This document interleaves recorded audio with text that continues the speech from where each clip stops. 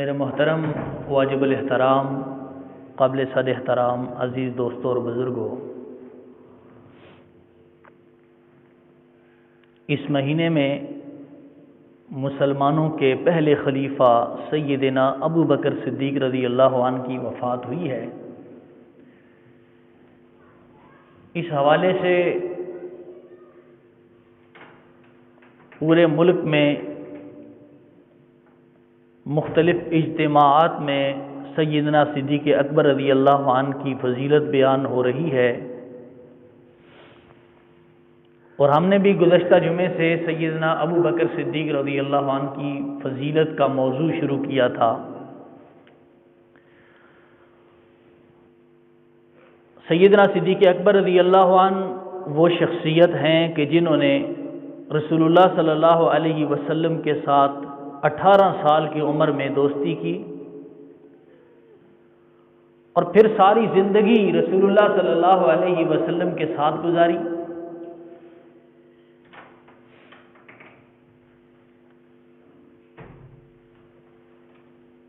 آپ صلی اللہ علیہ وسلم نے اپنی زندگی کے اندر 27 جنگیں لڑی ہیں۔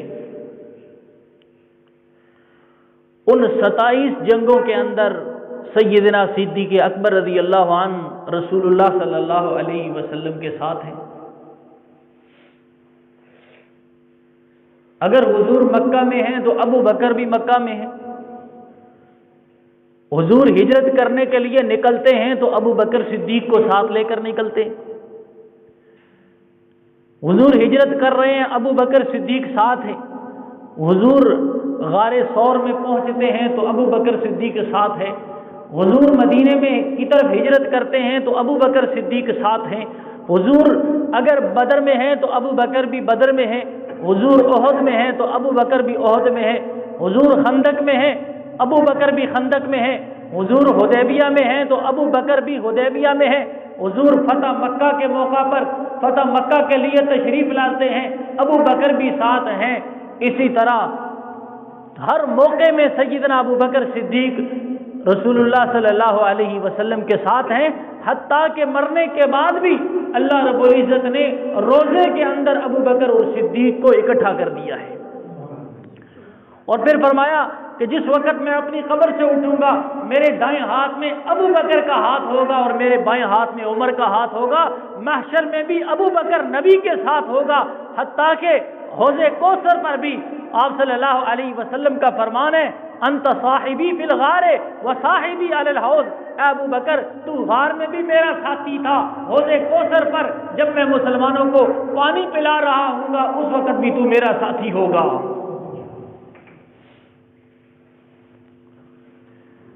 جی ہاں، یہ ابو بکر صدیق ہیں۔ اسلام لانے سے پہلے کپڑے کے بہت بڑے تاجر ہیں، اسلام لانے سے پہلے بڑے مالدار ہیں۔ اللہ نے بہت مال دیا، دولت دی، لیکن اسلام قبول کرنے کے بعد ساری کی ساری دولت رسول اللہ صلی اللہ علیہ وسلم پر لوٹا دی، حتیٰ کہ وہ وقت بھی آ گیا کہ ٹاٹ کا لباس پہن لیا۔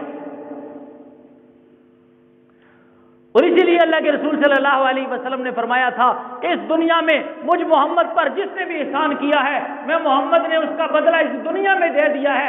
ایک ابو بکر صدیق کے مجھ پر اتنے احسان ہیں کہ میں محمد دنیا میں ان کا بدلہ نہیں دے سکتا، میں محمد دنیا میں ان کا بدلہ نہیں دے سکتا، بلکہ اللہ قیامت والے دن ان کا بدلہ عطا فرمائیں گے۔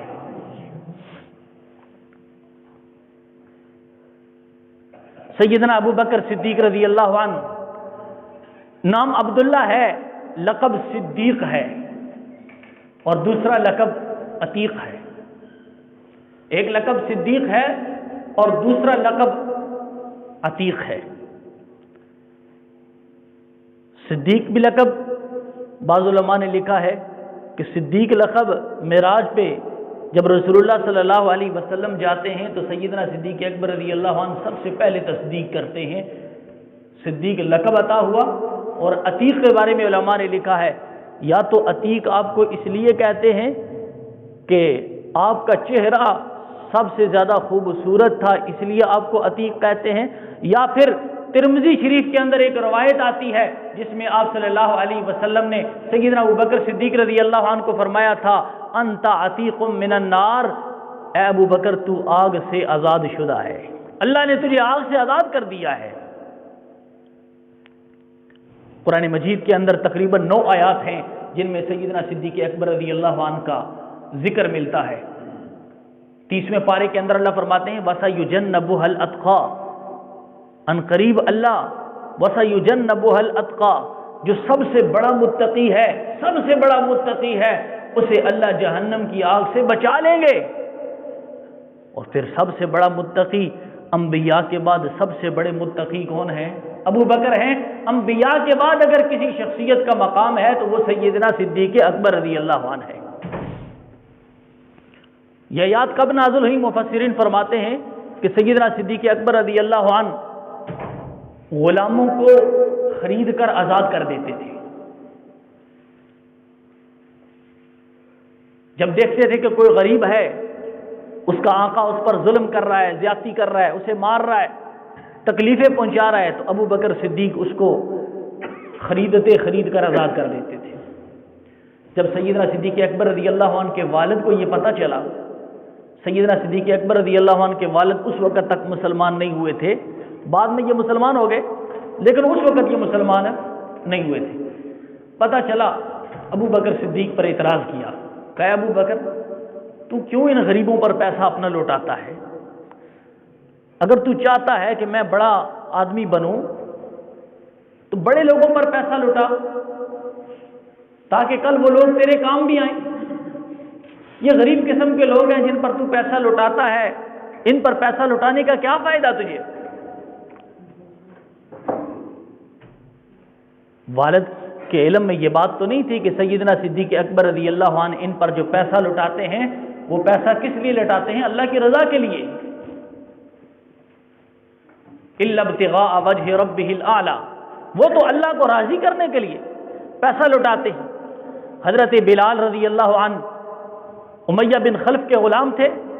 امیہ بن خلف کتنا ظالم انسان تھا، جس وقت حضرت بلال مسلمان ہو گئے اس نے آپ کو اذیتیں پہنچانی شروع کر دی، گرم ریت کے اوپر لٹا کر اوپر بڑا پتھر رکھ دیتا کہ حضرت بلال ہل نہ سکے، کبھی خود مارنا شروع کرتا، کبھی ابو جہل کا نمبر آتا، باری باری حضرت بلال کو مارتے تھے۔ حضرت بلال ایک ہی آواز لگاتے تھے، احد احد، وہ اللہ ایک ہے۔ اتنے ظلم سہنے کے بعد بھی حضرت بلال کی ایک ہی آواز ہوتی تھی، احد احد، وہ اللہ ایک ہے۔ اللہ کے علاوہ جن بتوں کو تم نے خدا بنایا ہوا ہے وہ خدا نہیں ہے۔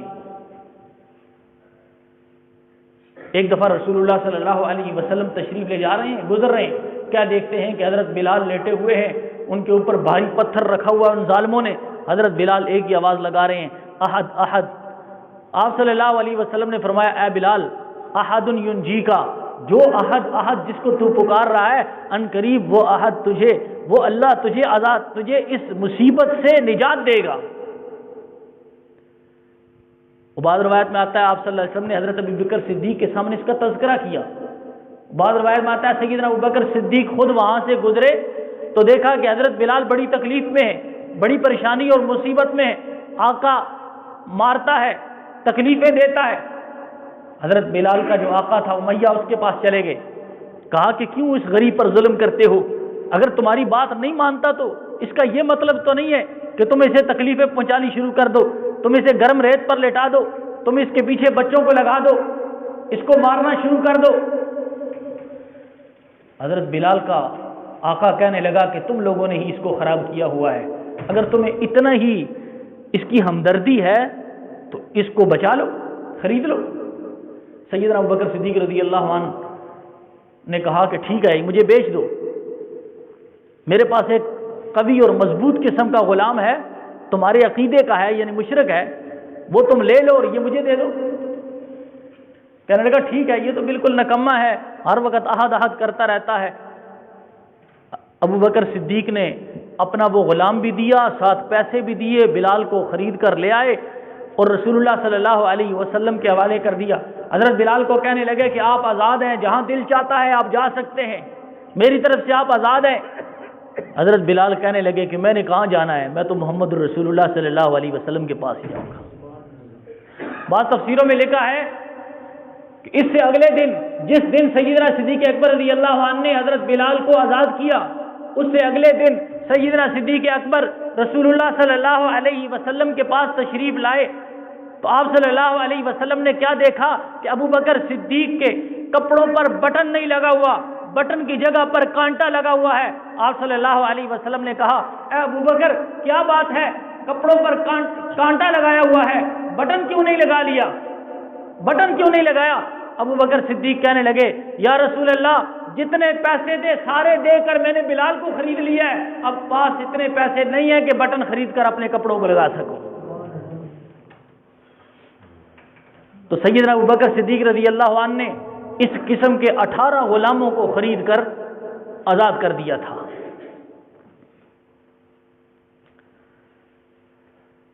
تو یہ سیدنا صدیق اکبر رضی اللہ عنہ ہیں۔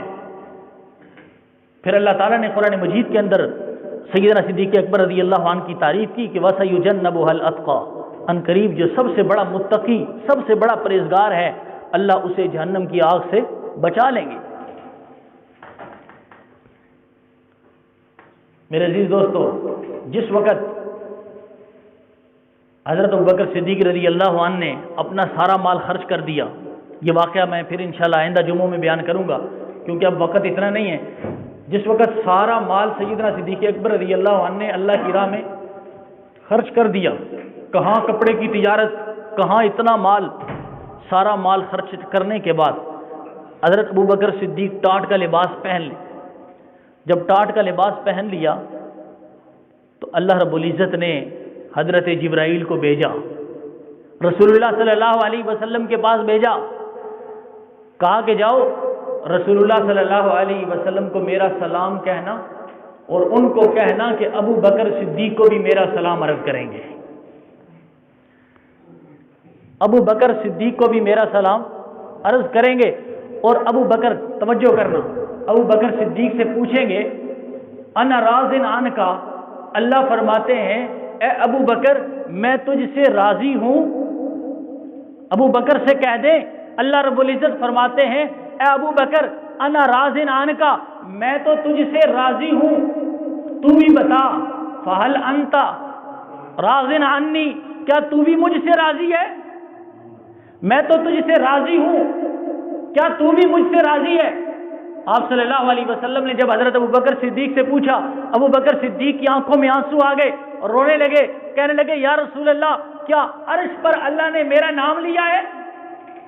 کیا عرش سے اللہ نے پیغام دیا ہے کہ ابو بکر صدیق کو سلام پیش کرنا اور ابو بکر صدیق کو کہنا کہ میں رب ابو بکر صدیق سے راضی ہوں، کیا ابو بکر بھی مجھ سے راضی ہے؟ توجہ کرنا، آج ساری دنیا کے لوگ نمازیں پڑھ رہے ہیں کہ اللہ راضی ہو جائے، روزے رکھ رہے ہیں کہ اللہ راضی ہو جائے، زکاتیں دے رہے ہیں کہ اللہ راضی ہو جائے، نفلیں پڑھ رہے ہیں اللہ راضی ہو جائے، تہجد پڑھ رہے ہیں کہ اللہ راضی ہو جائے، لیکن یہ ابو بکر صدیق کی شان ہے، ابو بکر صدیق کا مقام ہے کہ سارے اللہ کو راضی کر رہے ہیں اور اللہ ابو بکر صدیق سے پوچھ رہے ہیں کہ اے ابو بکر میں تو تجھ سے راضی ہوں، کیا تو بھی مجھ سے راضی ہے؟ ساری دنیا کے لوگ اللہ کو راضی کر رہے ہیں اور اللہ ابو بکر صدیق کو راضی کر رہے ہیں۔ اللہ ابو بکر سے پوچھ رہے ہیں ابو بکر میں تو تجھ سے راضی ہوں، کیا تو بھی مجھ سے راضی ہے؟ اس حال میں، یعنی اس حال میں تو مجھ سے راضی ہے کہ تو نے سارا مال اپنے نبی پر لوٹا دیا، اپنی ساری تجارت اپنے نبی پر لوٹا دی، سارا مال لوٹا دیا، یہاں تک کہ ٹاٹ نبی کے عشق کے اندر تو نے ٹاٹ کا لباس پہن لیا۔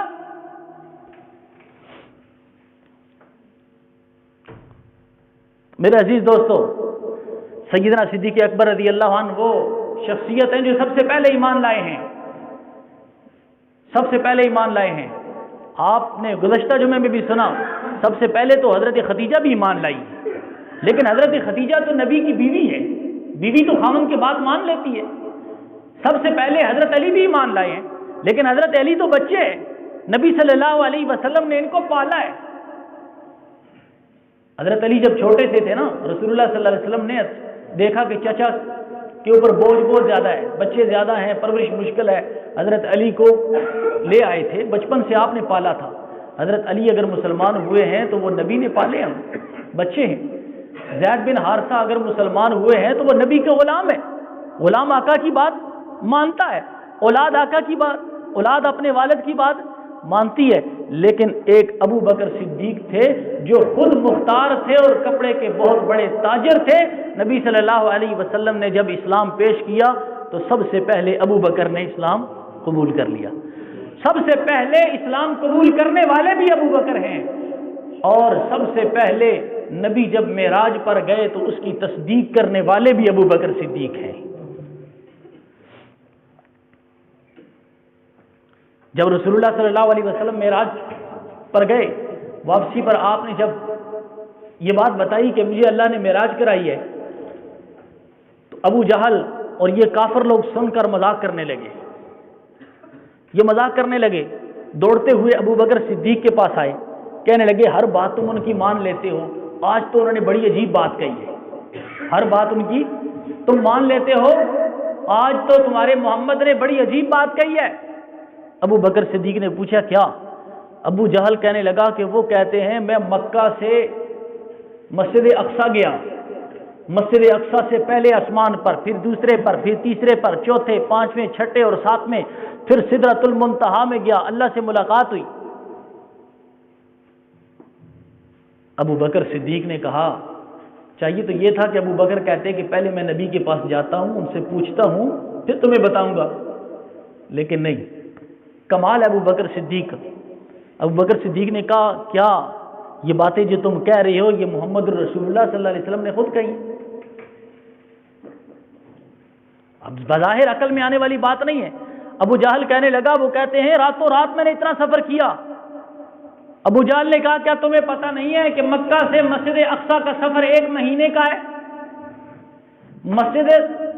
مکہ سے مسجد اقصی کا سفر 1 مہینے کا ہے، پھر مسجد اقصی سے پہلے آسمان کا سفر 500 سال کا ہے، پھر دوسرے آسمان، تیسرے آسمان، 7 آسمان کا سفر تو 3500 سال کا سفر ہے، اور تمہارا دوست کہتا ہے کہ راتوں رات میں پہلے، دوسرے، تیسرے، 7ویں آسمان سے اوپر سدرۃ المنتہا پر گیا اور راتوں رات واپس بھی آ گیا۔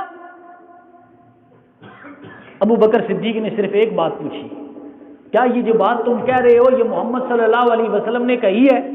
ابو جہل کہنے، اس وقت کے کافر بھی جھوٹ نہیں بولتے تھے، اس وقت کے کافر بھی جھوٹ ہے، آج تو معاشرہ ہی جھوٹ بول رہا ہے۔ ابو جہل نے کہا ہاں، ابھی میں ان کے پاس سے ہو کر آ رہا ہوں، ابھی انہوں نے یہ بات کہی ہے، کیا تم اس بات کو بھی مان لو گے؟ ابو بکر صدیق کہنے لگے ہاں، اگر محمد رسول اللہ صلی اللہ علیہ وسلم نے یہ بات کہی ہے تو خدا کی قسم حق اور سچ ہے۔ ابو جہل کہنے لگا یہ کیسے تم تصدیق کرتے ہو؟ ابو بکر صدیق نے کہا اس طرح تصدیق کرتے ہیں، ہم نے اس سے پہلے اس سے بڑی بات مان لی ہے، جب وہ کہتے تھے کہ جبرائیل 7 آسمان سے نیچے آتا ہے تو ہم نے اس کو مان لیا، جب جبرائیل 7 آسمان سے نیچے آ سکتا ہے تو کیا محمد رسول اللہ زمین سے 7 آسمان کے اوپر نہیں جا سکتے؟ تو نبی صلی اللہ علیہ وسلم نے جب معراج کا قصہ بیان کیا تو کافر مذاق اڑانے لگے۔